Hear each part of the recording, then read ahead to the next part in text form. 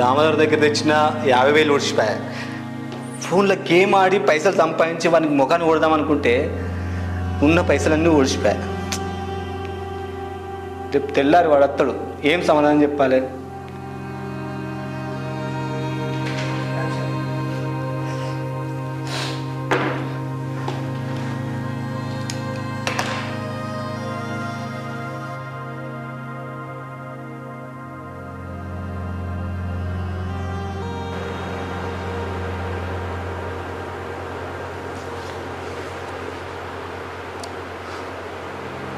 అత్యాశకు పోయి ఆన్లైన్ గేమ్లు అనుకుంటూ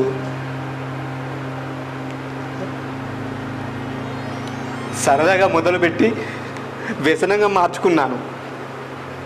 ఇప్పుడు జీవితం మీదకి వచ్చేసింది.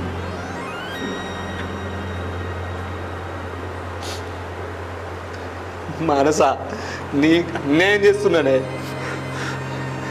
అడ్డగోలు అప్పులు చేసి జీవితం మీదకి తెచ్చుకున్నా. నాకు ఇప్పుడు చావు తప్ప వేరే ఆప్షన్ లేదే.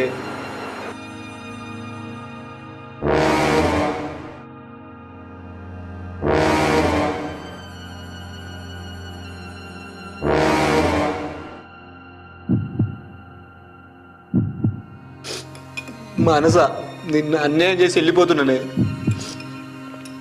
జీవితంలో అత్యాశకు పోయి ఇట్లా ఆన్లైన్ గేమ్ ఆడుకుంటూ నాలా ఎవరు ప్రాణాల మీదకి తెచ్చుకోవద్దు.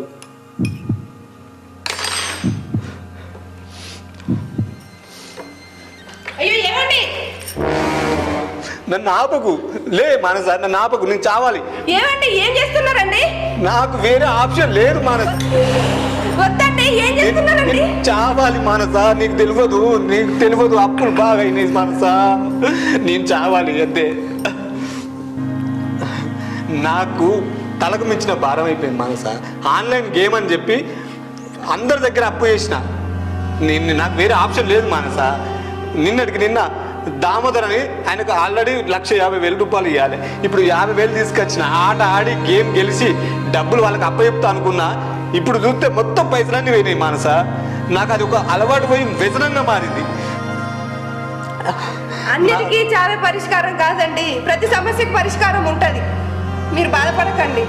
మా అవ్వగారు పెట్టిన బంగారం ఉన్నది, అప్పులు ఏమున్నాయో అవి అమ్మి అప్పులు కడదాము. ఇంకా చాలకపోతే నేను కూడా ఏదైనా ఉద్యోగం చేస్తా, మీరు ఏదైనా ఉద్యోగం చేయండి. మన అప్పులన్నీ తీసుకుందాము, మన సంతోషంగా ఉందాము.